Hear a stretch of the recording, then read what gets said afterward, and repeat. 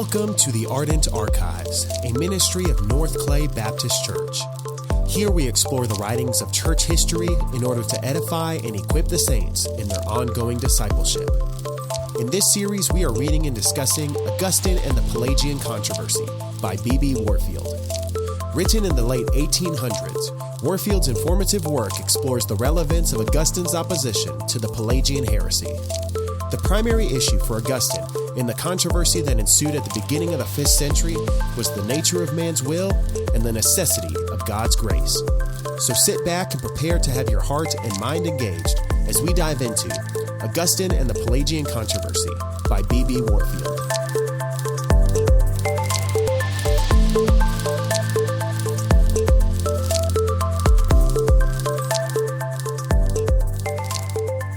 Hello again and welcome back to the Ardent Archives. We are discussing Augustine and the Pelagian Controversy by B.B. Warfield. My name is Pastor Drew. I'm one of your hosts, and I'm here with my co-host, Pastor Josh McDaniel. Josh, I thought in this discussion we could spend some time talking about the ongoing Pelagian controversy. Yeah. And, you know, we kind of hit a little bit talking about the Pelagian controversy proper, sort of what happened in this historical controversy. But Warfield does a very good job kind of expounding on sort of the finer details of the controversy. Yeah.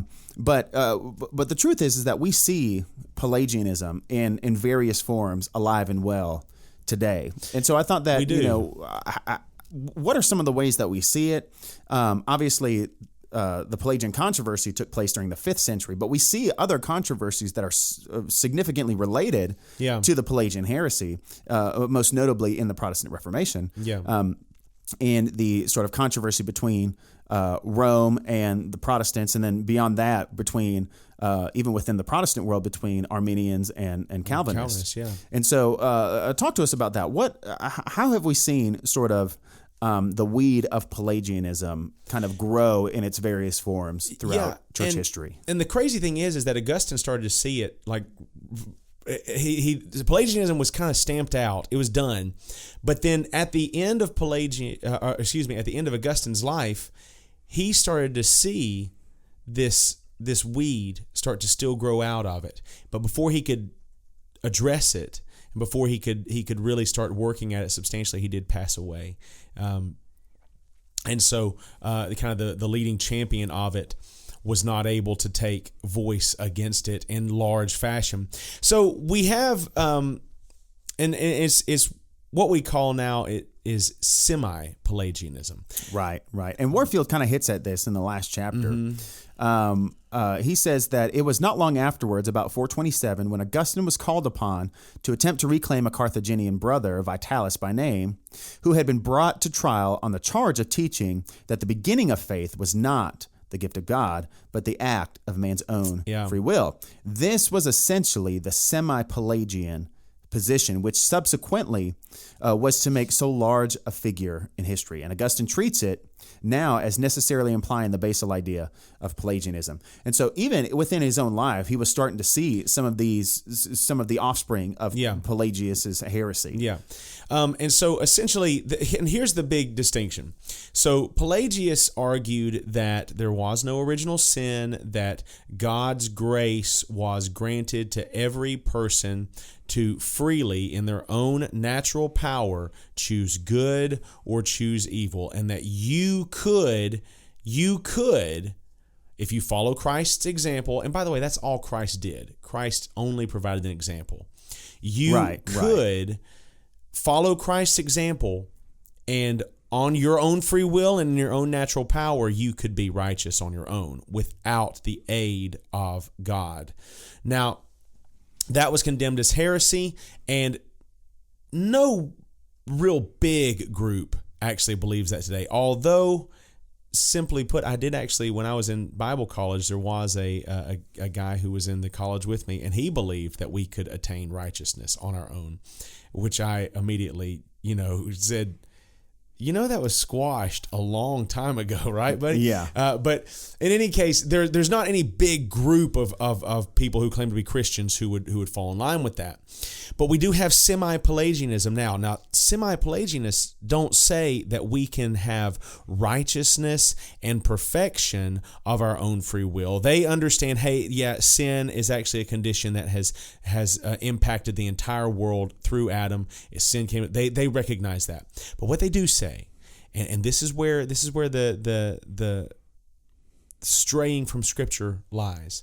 They say that even though our own free will cannot give us righteousness and perfection, our free will can attain salvation because we can choose God. Right. And so if we can choose God, then God gives us grace. Right. And then we can be saved. And then, but the caveat there is that we can still do it.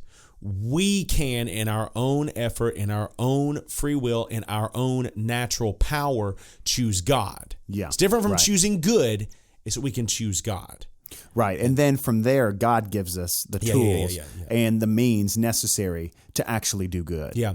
But that we can unlock God's grace by choosing God. Right. And so therein lies the heresy. And I do think that is a heresy. I think it's that's a big topic. That's a big topic because there are a lot of people who I think are wrapped up and stuck in that today. And even people I love, and have loved all my life are stuck in it today. But you see that present today, and it's odd that by the time that we get to maybe about the 11th, 12th century, that is essentially exactly what the Roman Catholic Church taught. Right. They taught that you could choose God through the church.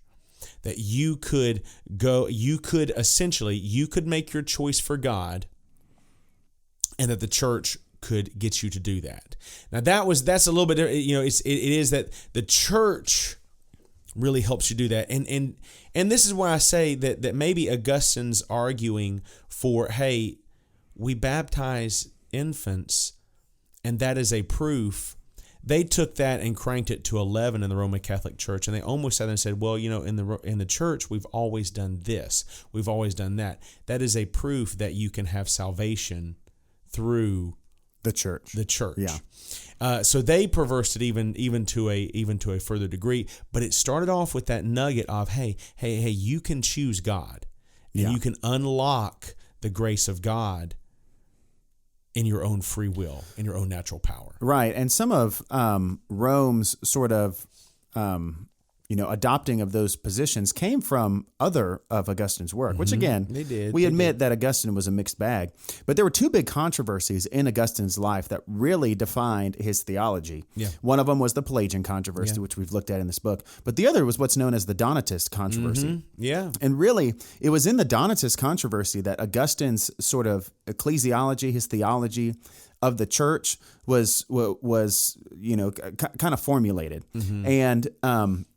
And Warfield actually said in one of his other books, kind of reflecting on the Protestant Reformation, he said that the Reformation, inwardly considered, was just the ultimate triumph of Augustine's doctrines of grace over Augustine's doctrine of the church. Yeah.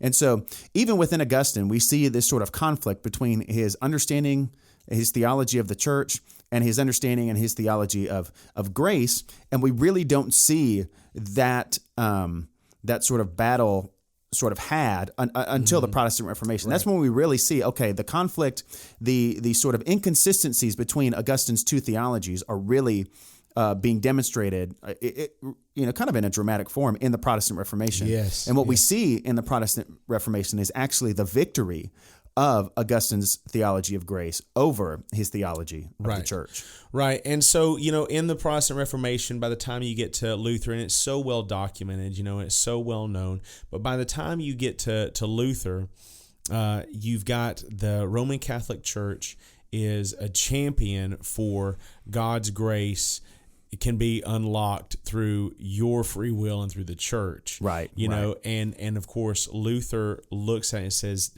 I mean, Luther struggled with that even before he was a Christian. You know, that, how can I unlock anything when all I can see is my sin? You know, he wrestled with that in any case. He recognized that the wrath of God was to pour out against sinners, and he was one, you know, and that there was, and he got the sense that there's nothing I can do about it. And he tried, man. He tried, and he made the statement in some of his writings, if anyone could have gained their salvation through their striving, it would have been him. You know, through being a monk, through being, a preacher, it would have been him. Well, and that sounds kind of familiar to what Paul said, right? If anyone has reason to boast in the flesh, I do. Yes. But I count it all as nothing. That's right. And so Luther recognized, if we are going to be saved, it is not through my works or my actions. It is through the grace of God alone. Right. And he championed that battle cry at that time, whereas Augustine championed it way on back in 380, 390, all the way up through. He championed it. Well, and Luther was an Augustinian monk. He correct? Was an right? Augustinian, Yeah, and yes. As a monk in the 16th century, he was a student of Augustine's work, and so he was seeing this. Like he was seeing this conflict even in his own studies. Yeah. And man, he championed the cause. The church hated it, of course, because the church, man, they could make bank through the idea that if you come to the church, right, and if you come through the ways that we say, you can unlock the grace of God, right, and you can have favor in His eyes. If you come, man, they can make bank. You as an individual can, like you said, can unlock God's grace, and the way you do that is through the means of the Roman Catholic Church. And so by doing what we tell you to, you're actually allowing us to dispense God's grace to you. You're taking hold of God's grace that we dispense to you by engaging in, purchasing indulgences. Or going and praying before a relic, if you were a monk, if you were taking vows of silence, just those, any kind of thing like that, that they would add to your salvation. You can have the grace of God and you fill in the blank. And so Luther, and again, like we would not want to discount the importance of the church, the role of the church in the life of an individual, in the life of a believer. Right. But again, it's not until you sort of head in a particular direction and you start to see these sort of heretical ideas start popping their heads that you go, okay, wait a second. Yes, the church is significant. Yes, the church is important. Yes, the church is vital, but not in the way that Rome is saying. And so we've got to clarify some things about our understanding of what the church actually does. Yeah, Luther fought against it. Of course, at the end, we've got Protestantism that comes out of that fight. We have a recognition, that no, it is by grace and grace alone that we are saved, and the Roman Catholic Church never really backed down from it. No, they still teach it to this day. But it is interesting, and it's interesting because they really codified this in the Council of Trent. Yes, at the council, they doubled down on it, man. Right, I mean, they came up there and they said, "Hey, not only do we disagree, we're standing by it. We're going to have a council about it." Well, and not only is this our official position, but we're anathematizing anybody who says otherwise. Yeah, if you say otherwise, if you say it's the grace of God and God alone, then guess what? You're cut off, anathematized. Right. You're done. You're damned. You have no place in our church. Interestingly enough, though, we still see it in Protestantism even today. Right. It's almost like we forgot what we were protesting. That we forgot what we were going against. You still see semi-Pelagianism today, and I would argue that every Arminian, in some way, shape, form, or fashion, you have to boil it down to, at the end of the day, they still are semi-Pelagian, because they do believe. Right. Now, they do not go so far as the Roman Catholic Church. Certainly not as far as Pelagius. No, certainly not as far as Pelagius. And so in that, you have to, there's nuances to it. But there is still a system of thought today that, hey, Jesus is standing at the door and knocking, and I have to open the door to let him in. Right. And it's an abuse of certain parts of Scripture like that, that says, well, Jesus is just wanting me just to open the door so that he can give me his grace. Right. There is still that mindset today, and I would argue against it with the same zeal and the same passion that Augustine did when he argued against it with Pelagius, that Luther did when he argued against it with the Catholic Church, that no, it is by God's grace and grace alone that we are saved, and it is not our own doing. Right. It is the gift of God. It's the gift of God. Yeah, and we certainly wouldn't want to say that, synergists as opposed to monergists or Arminians, most people wouldn't even classify themselves as Arminians because they don't understand what Arminius taught. Right. But we certainly wouldn't want to cast those people out of the church or out of the faith or tell them they're outside of orthodoxy, call them heretics. But I would want to say that you are playing with heretical fire. You're playing with fire. And it's dangerous because if you continue to the logical sort of progression, through the logical progression to its final conclusion of what you're saying, you are going to end up in a place that is potentially heretical. Yeah.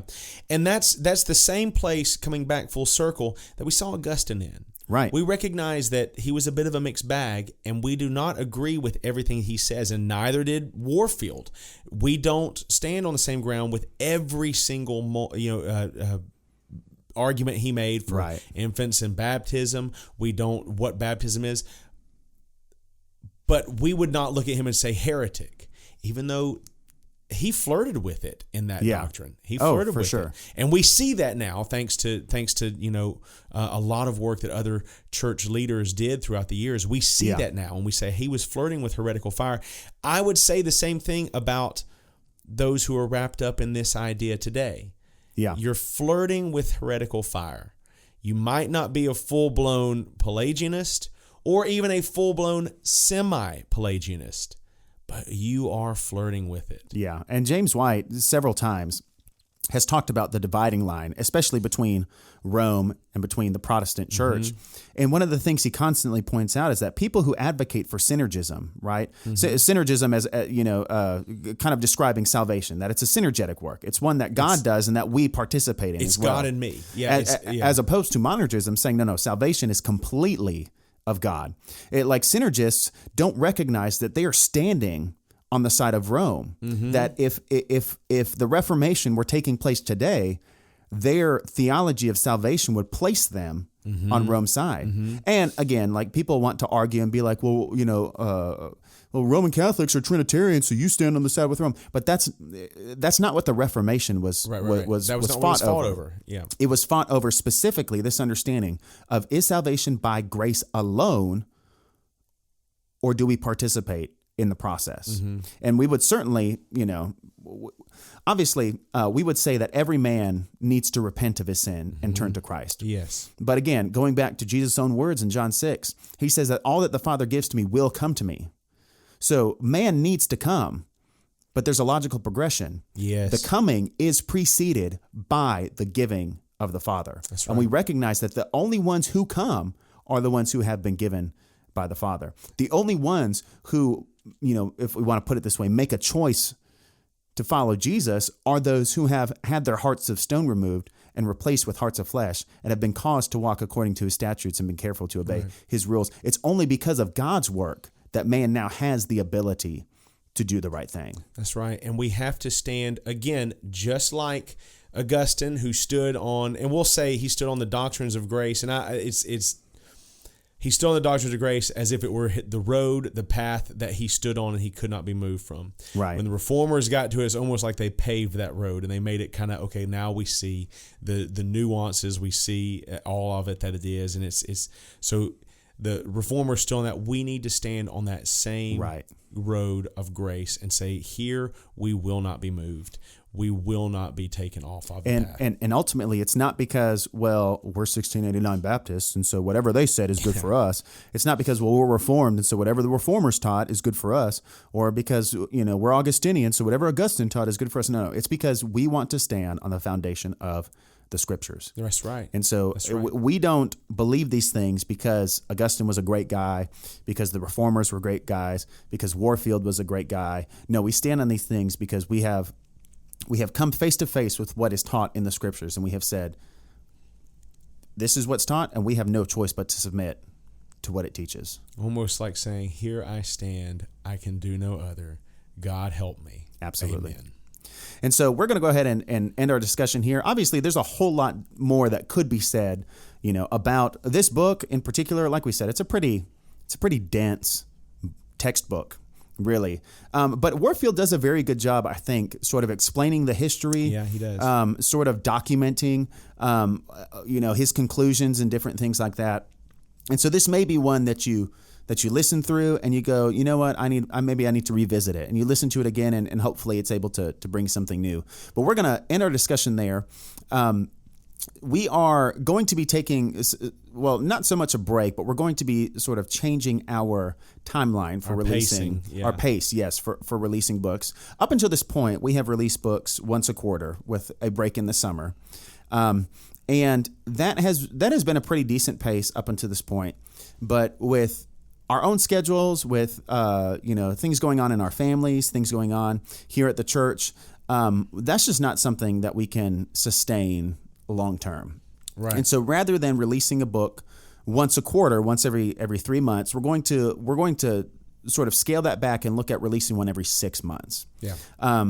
Definitely to give us a little bit more time, because we want to do this well. We don't want to, be rushing these things. And if I'm being honest, the last 2 books have been a little rushed, simply because of a lot of different, moving parts and a lot of different things going on. And so we wanted to make sure that we give ourselves enough time to do this, to do it well, and also that we're not, taking on too much and end up getting burnt out, either in, here or, in other areas of our lives or other areas of the church. And we've also got a doozy of a book coming up. We do. And so with that, we have decided to take on a very ambitious next book. Josh, do you want to tell us what that is? I don't know. I'm getting nervous. It's one by John Calvin. In fact, it might be the one by John Calvin. It is the Institutes of John Calvin is what we're going to be going through. And he breaks it up into 4 different books. So we'll take a book at a time. Right. So we'll kind of break that into 4 books, and we'll do the readings and the discussions for each book at a time. And I'm very excited about this because I would classify myself as a Calvinist. I believe that Calvin rightly taught concerning the doctrines of grace, what scriptures teach concerning salvation and different things like that. But if I'm being honest, I've never actually read all the way through Calvin's Institutes. Yeah. And they weren't meant to be read like that. I've used it as a reference. I've used it, if I have, it's kind of my go-to systematic in a way. If I have a question about a particular doctrine, I will consult the Institutes, but I've never spent the time to sit down and read it all the way through. And again, not to be projecting, but I don't think it's too far off if that's the boat I'm in. I can't imagine, or I don't think it's too far off to imagine that other people are in the same boat. Absolutely. And so I am super excited to go through this book for myself, but then also to provide sort of a very accessible way to engage with Calvin's Institutes. And so we are planning to release the first book of Calvin's Institutes in the fall of 2022. We'll kind of update the specific date as we get closer to that time, but we're looking at fall of 2022. In the meantime, please check out the other books that we've covered here on the podcast. We've covered On the Incarnation by Athanasius of Alexandria, The Pilgrim's Progress by John Bunyan, Assurance by Charles Spurgeon, and Christianity and Liberalism by J. Gresham Machen. And so until next time, we will look forward to learning with you again soon here on the Ardent Archives. We hope that you enjoyed this discussion of Augustine and the Pelagian controversy, and we hope that it has been edifying to you and your walk with Christ. Now, this conversation is by no means exhaustive, so we pray that our discussion leads to meaningful conversations with friends and family as you contemplate the infinite magnitude of God's saving grace. If you have any questions or comments, feel free to contact us at podcasts@northclay.org. For more information from North Clay Baptist Church or from the Ardent Archives, visit our website at www.northclay.org. We look forward to learning with you again soon here on the Ardent Archives.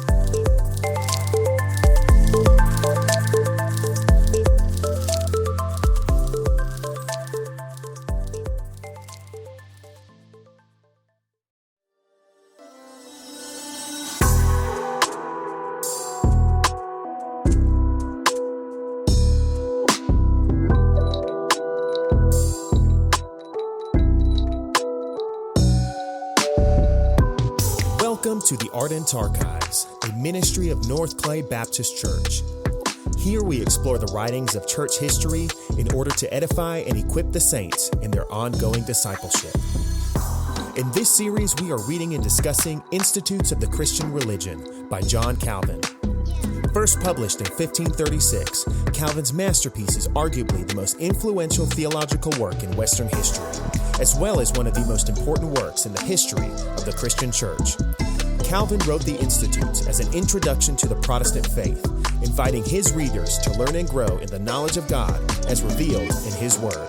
So sit back and prepare to have your heart and mind engaged as we dive into Institutes of the Christian Religion by John Calvin.